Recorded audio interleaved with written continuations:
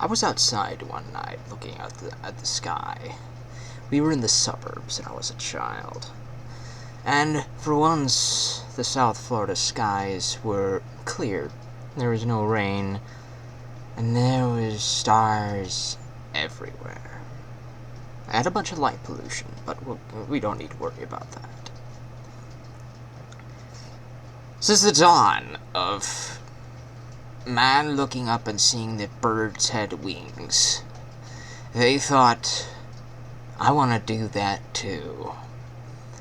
And we've been trying for years and years and years to do that. We had dreams of building planes, soaring through the skies, and maybe one day even the stars. We could already cross the oceans. All we had to do was make a little bit of a tub and paddle real hard. But going into the sky, that's a little bit more difficult. You have to fight a thing called gravity that constantly pushes you down onto the ground. Then we have this film, Castle in the Sky. And right away the title immediately sparks your imagination and it just makes you want to buy it. You want it right now. Castle in the Sky. It's a city in the sky! Who wouldn't want that? It's incredible to think how simplistic an idea, how simplistic things could bring your imagination to life. It also helps that we have Mark Hamill in here, hamming it up as a villain. Enter Castle in the Sky, one of the very first, if not the very first, films from the Studio Ghibli lineup. But it wasn't Hayao Miyazaki's first film, no. That was a Lupin the Third movie, if I remember correctly, followed by Nausicaa, which is his first original work. And then we have this one, another original work of his, I believe adapted from a manga that he was drawing. Castle in the Sky represents the epitome of human imagination at its finest. I mean, we've already had Alice in Wonderland from the 1800s. We already had Lord of the Rings from the 40s or 50s. We had The Hobbit. We had all these old stuff. We had Star Wars that came out in the 70s. We had plenty of that stuff. But there's something about Castle in the Sky that just puts it up there. Does Lord of the Rings have a sky city? Does Star Wars... Yes, Star Wars has one. But that's Star Wars. It's sci-fi, Cloud City, you know? But that's sci-fi. There's a little bit of fantasy elements in there, but it's not the same! But this idea of just a simple castle in the sky, and the wonderment of wanting to see it. Maybe build one of your own. But you gotta see it! At first hand, you can't just hear stories about it. You have to go and see it. That was Castle in the Sky to me. For the very first moment I heard the name, I knew I wanted it. I had to see this film. And I had been putting it off for a very long time. But then I finally got to see it. I finally got to see Castle in the Sky. The film opens with a brilliant animation. I am never going to badmouth Studio Ghibli or Hayao Miyazaki's films for any form of bad animation. There is no existence of bad animation in these films. It doesn't exist. It's not even a concept to the man. You don't have bad animation in his films. It doesn't exist. But he doesn't like to reuse character designs. And we'll get to some of those in a moment. What else do I have to say before we begin fully on our story recap? Ah, yes. It opens with a little film reel of a backstory. Like, if you're not paying attention, you're just staring at the beautiful animation, to which I don't fault you for doing at all. I completely didn't do that myself. But despite the beautiful animation of the little crawl and credits and all that other stuff, when you look at the opening animation, it is an opening. It's telling you the backstory of this place. It is explaining what Laputa is. It is explaining that there were many of those things up in the sky at one point long ago, and that something terrible happened between the humans doing their human things, and something... This is like a post-apocalyptic film, but the society has moved on long from the difficulties of a post-apocalyptic world and has moved on to a new type of settlement. Life went on, but there was a lot of life that happened prior that this opening crawl showed you. No text and exposition. It's all there in the pictures and the moving animations that you had to pay attention to. Because all that was explaining what was happening in the background long, long, long ago. And that's the type of storytelling that really inspires your imagination. And, if I might say so myself, this film inspired a generation of animators, manga artists, video game designers, storytelling in general. It inspired a whole generation of imagination. That's what this did. There's a thing that you could look up if you'd like to Google it yourself. It's called the Laputa effect. The Laputa effect is basically something that this film had that inspired in some way, or looked reminiscent in some way to something that came after it. For example, in the video game Xenogears, the city of Shavat is a sky city. It's got a lot of mystical stories about it, the animations about it, the designs, all look like the top half of the Laputa's castle in the sky.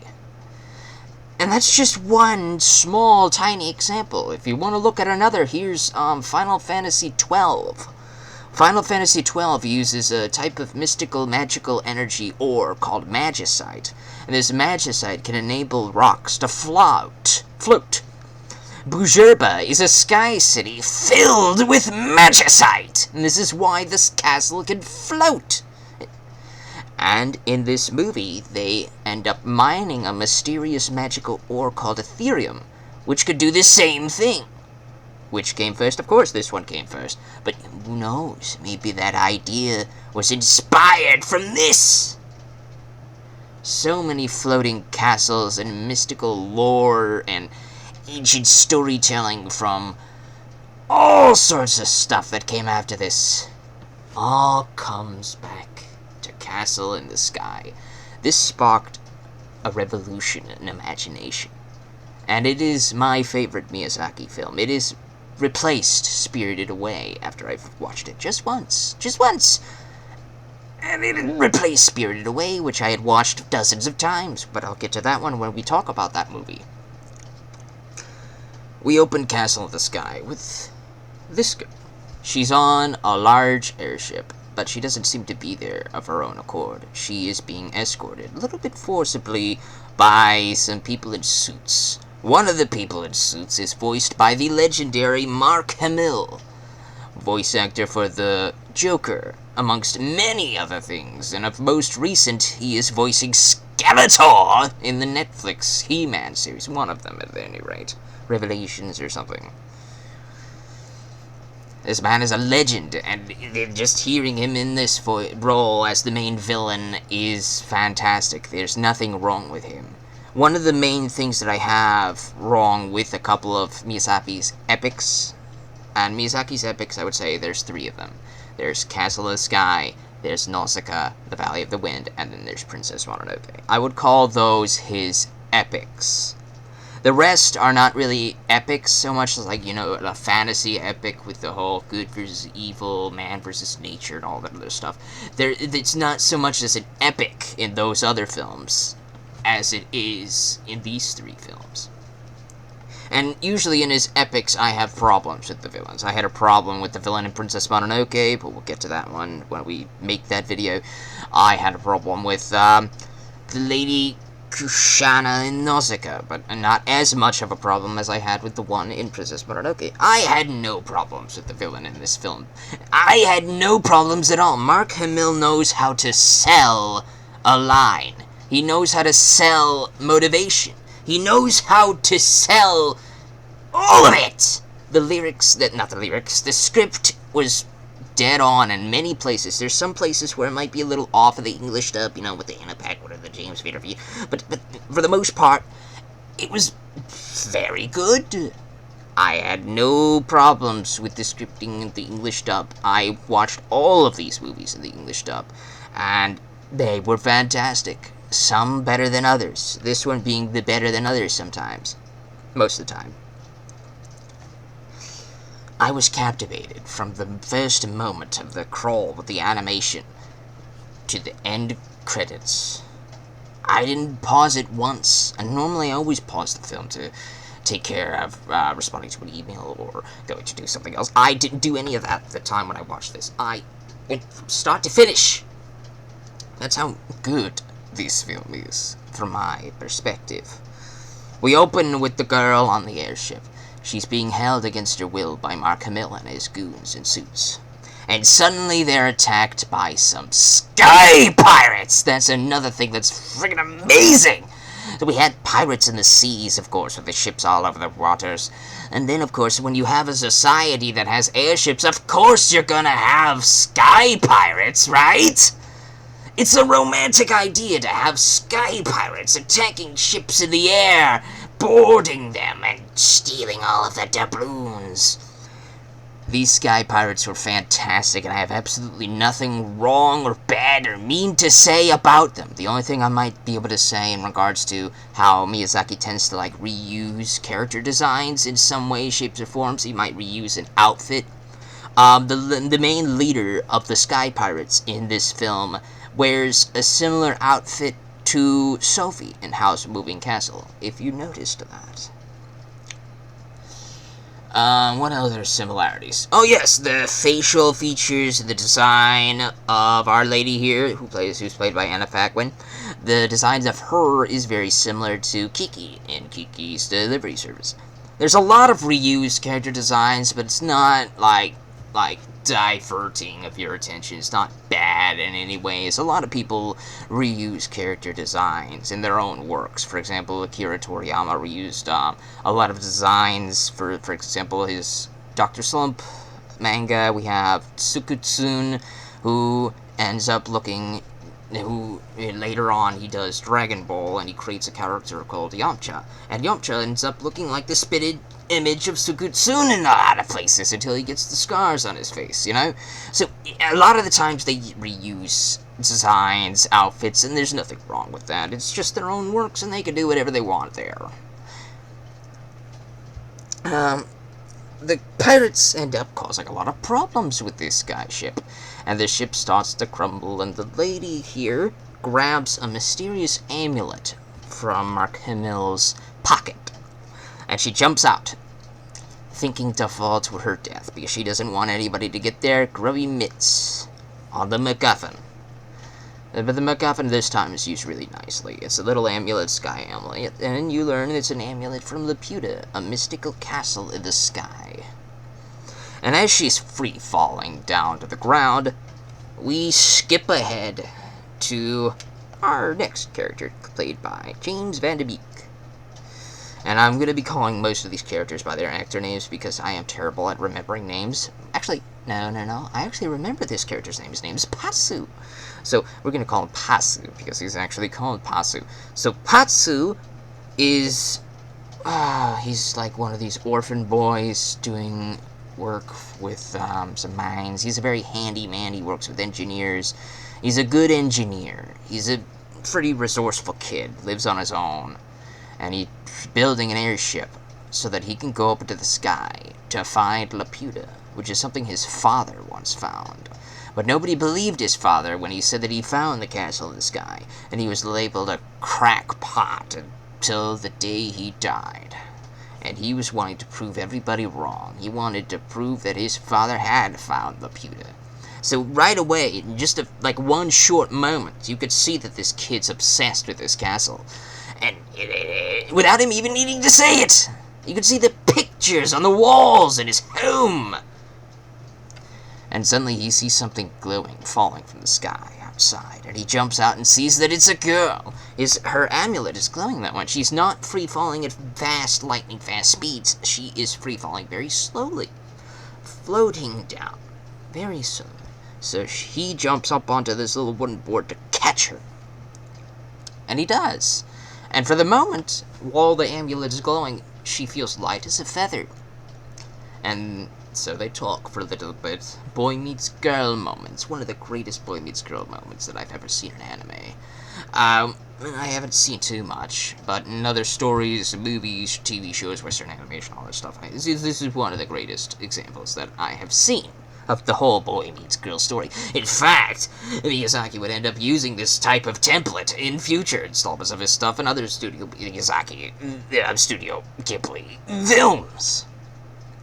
It is another example of what inspiration from an older movie can do to newer material. So, he brings her into his home, and she wakes up the following morning, and they have some character exposition. There's not a lot of exposition.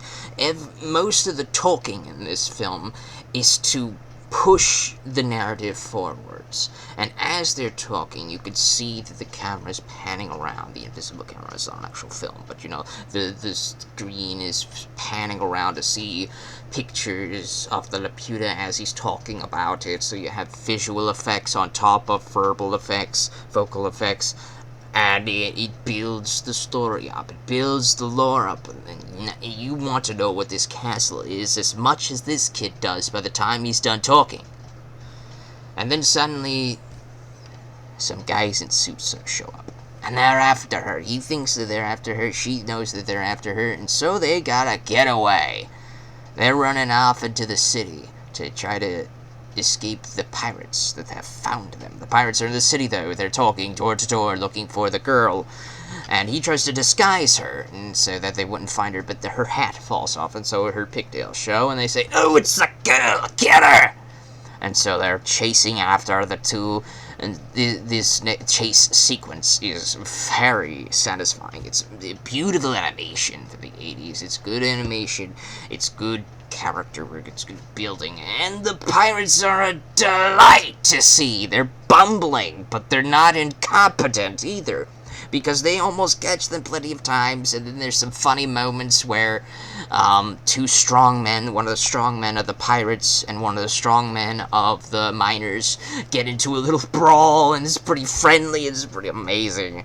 And then the leader of the pirate gang, I forget her name, but I believe it's this one here, Clarice Latham.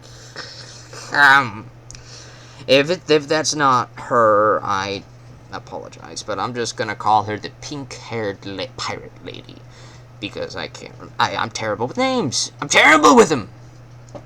So pink-haired pirate lady, she's the most competent of the group, and she definitely gives off the vibes of "I'm surrounded by idiots" type of vibe. A type of vibe that we wouldn't see until The Lion King in the 90s, so that this really came in early. So she's competent in chasing them down, but her pirate most of these sky pirates are her children. So that's fun. It's like a big family, and it's awesome. So the pink-haired pirate clan almost gets her, but the military gets involved as well, because Mark Hamill is an agent for the military, and they want the girl. They want her little amulet. We don't know why yet, but after we've heard Patsu's exposition, we think it's because they want to find the castle too. There must be some treasures up there. In fact, the pink-haired pirate lady also exposits that the amulet is the key to finding Laputa, and they believe that Laputa is full of gold. It's like the Atlantis of the sky. If that doesn't spark your sense of adventure, I don't know what does. Watch Indiana Jones. So, they escape the pirates because the army and the pirates end up battling each other off. So because the army doesn't want the pirates to get the amulet either, so they stop the pirates. So then these two escape into the mines. Then they meet an old hermit mining man who explains the lore, the story behind the stone that she carries and the mystical powers it represents. And we begin to get the feeling that there's more to this girl than meets the eye. But we don't quite know yet who she is. We don't know that just yet. So the two of them escape the mines, only to be caught by the army outside. She has to do some democracy, and they don't kill him. So she tries to bargain for his freedom, and he's imprisoned in a military base. And Mark Hamill's showing and a pack went around saying that they found that the first thing that began Mark Hamill's journey to finding Laputa, thinking that it's a real place, is because one day a giant robot fell from the sky. It was in pieces. They couldn't get him to work. But if something like that could just fall from the sky, it had to have come from somewhere, and the only somewhere that they could think of was Laputa. So that sparked his entire journey to find it. It even shows her the robot here, but you know, the whole Chekhov's gun idea, they do this beautifully in this. If they show you something, it has to be used later. And it is. Because while she's locked up in the tower, and they throw him out of the fortress after bargaining, and they tell him to forget about the girl, and to just go home, and forget about Laputa, and just muck off by himself somewhere.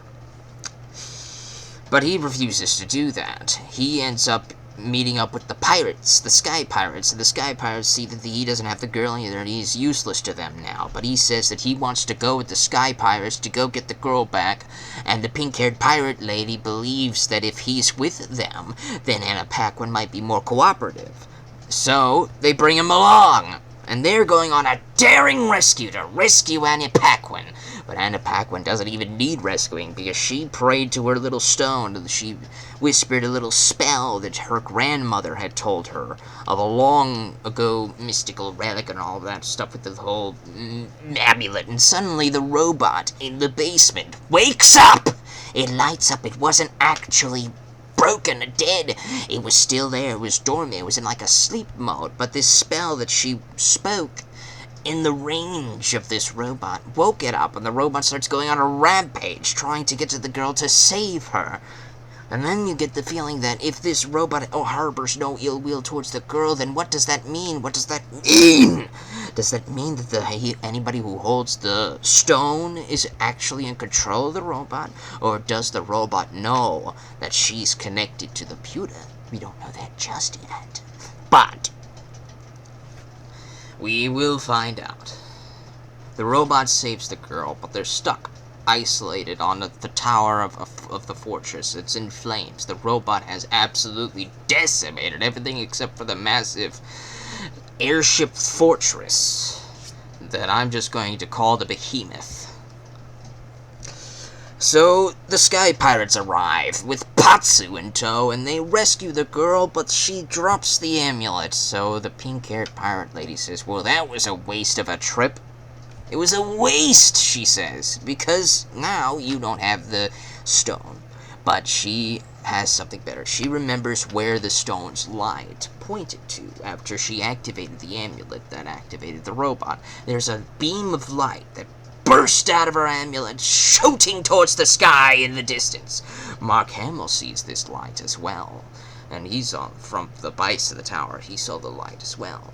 So he picks up the amulet, and it's starting to show him the way, like a little bit of a compass. So he's going to use that to find Laputa, and we're going to go by her memory of where that light shined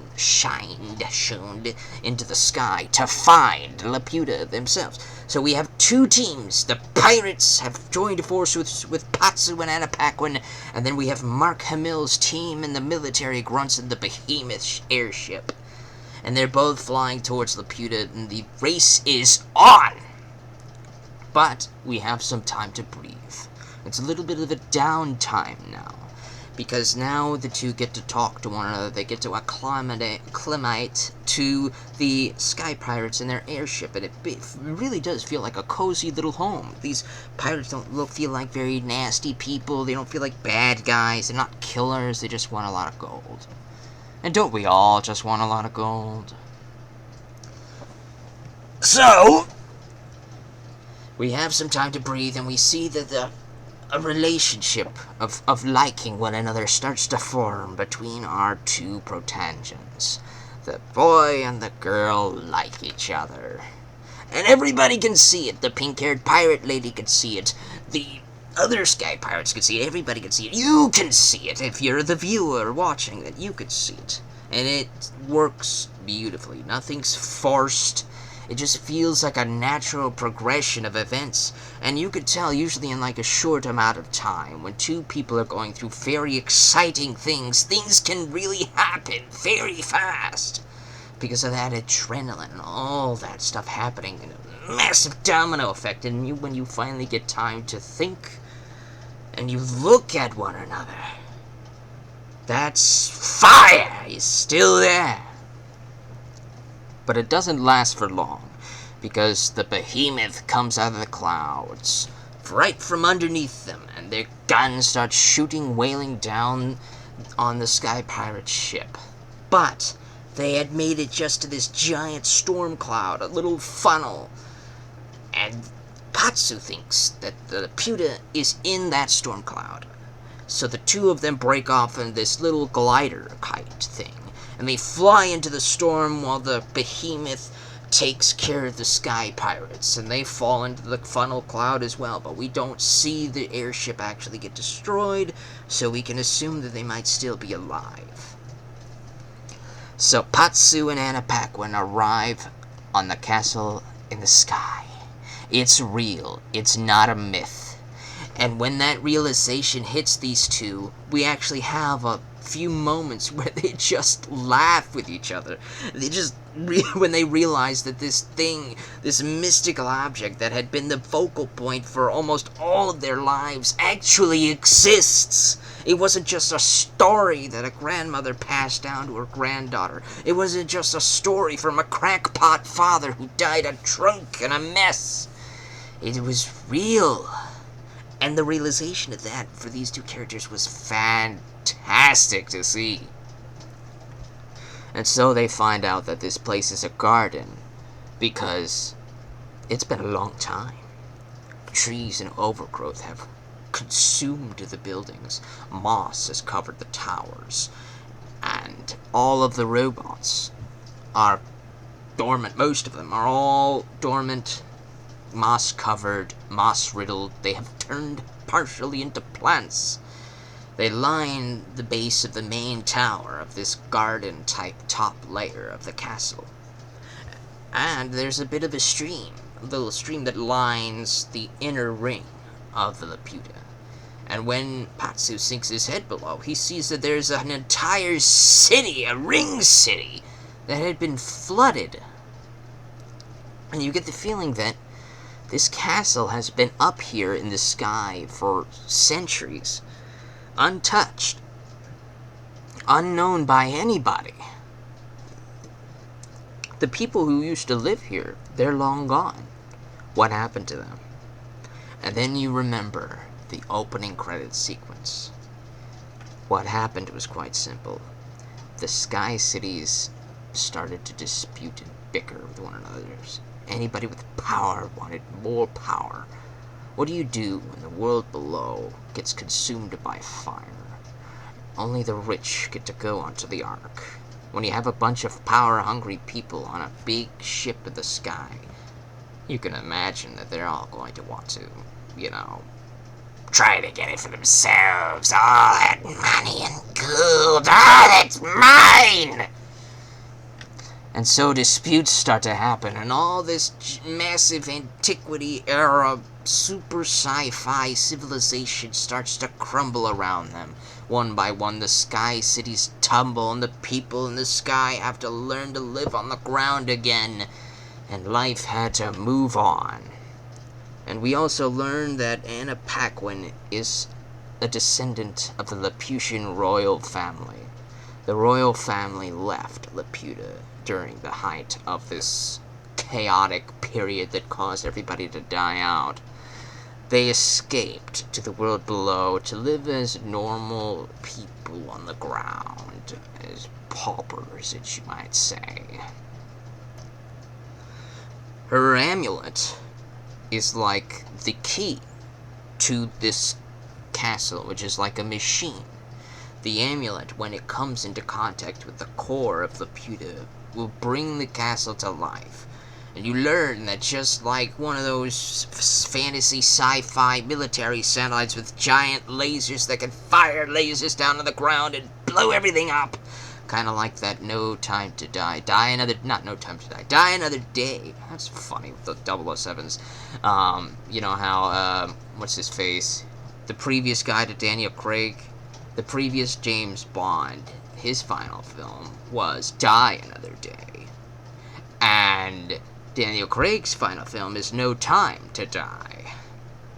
Yeah, I don't know, I just found that funny. But the previous 007 in that Die Another Day film, that's the type of satellite I'm talking about. This massive satellite with the laser that could just blow up the world below.